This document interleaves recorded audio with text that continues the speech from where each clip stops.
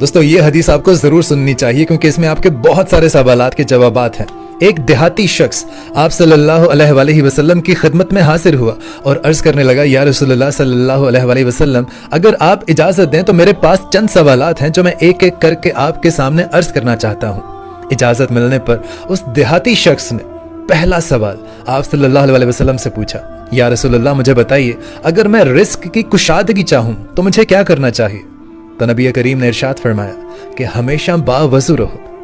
پھر اس شخص نے پوچھا، یا رسول اللہ صلی اللہ علیہ وآلہ وسلم، میں چاہتا ہوں کہ لوگ مجھے اچھا سمجھیں، تو آپ نے ارشاد فرمایا کہ لوگوں کو نفع پہنچاؤ۔ پھر اس شخص نے عرض کی، یا رسول اللہ صلی اللہ علیہ وآلہ وسلم، میں چاہتا ہوں کہ لوگ میری عزت کریں، تو آپ نے ارشاد فرمایا کہ مخلوق کے سامنے، لوگوں کے سامنے ہاتھ پھیلانا چھوڑ دو۔ پھر اس شخص نے عرض کیا، یا رسول اللہ میں چاہتا ہوں کہ میری ہر دعا جو میں مانگوں وہ قبول ہو، تو نبی کریم نے ارشاد فرمایا کہ حرام کھانا چھوڑ دو۔ پھر وہ شخص عرض کرنے لگا، یا رسول اللہ صلی اللہ علیہ وآلہ وسلم، میں چاہتا ہوں کہ روز قیامت میں اللہ تعالیٰ سے تمام گناہوں سے پاک حالت میں ملوں، تو نبی کریم ارشاد فرمانے لگے، تم جنابت کے بعد فوراً غسل کر لیا کرو۔ اور پھر وہ شخص عرض کرنے لگا، یا رسول اللہ مجھے بتائیے کہ وہ کون سی چیز ہے جو مجھے میرے گناہوں سے معافی دلائے گی؟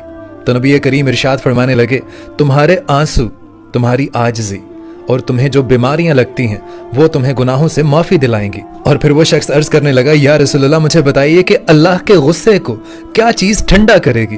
تو نبی کریم صلی اللہ علیہ وآلہ وسلم ارشاد فرمانے لگے کہ تمہارا چھپ چھپ کے صدقہ کرنا اور آپس میں رشتہ داروں کے ساتھ صلہ رحمی کرنا اللہ کے غصے کو ٹھنڈا کر دیتا ہے۔ اور پھر وہ شخص عرض کرنے لگا، یا رسول اللہ میں زمانے کی رسوائی سے بچنا چاہتا ہوں، تو نبی کریم صلی اللہ علیہ وسلم نے ارشاد فرمایا، اے شخص اگر تم زمانے کی رسوائی سے بچنا چاہتے ہو تو زنا کے قریب بھی مت جانا۔ اور پھر اس دیہاتی شخص نے پوچھا، یا رسول اللہ میں چاہتا ہوں کہ اللہ تعالیٰ مجھ پر رحم کرے، تو نبی کریم صلی اللہ علیہ وسلم نے ارشاد فرمایا کہ اگر تم چاہتے ہو کہ اللہ تم پر رحم کرے تو تم اللہ کی مخلوق پر رحم کرو۔ پھر وہ شخص عرض کرنے لگا، یا رسول اللہ میں چاہتا ہوں کہ اللہ تعالیٰ قیامت کے دن میری پردہ پوشی کرے، تو نبی کریم صلی اللہ علیہ وسلم نے ارشاد فرمایا کہ اے شخص اگر تم چاہتے ہو کہ اللہ تعالیٰ قیامت کے روز تمہارے گناہوں پر پردہ ڈال دیں، پردہ پوشی کریں، تو تم دنیا میں لوگوں کی پردہ پوشی کرو۔ اور پھر آخری سوال اس دیہاتی نے پوچھا، یا رسول اللہ میں چاہتا ہوں کہ میں آپ کی بارگاہ میں اور اللہ کی بارگاہ میں محبوب بن جاؤں،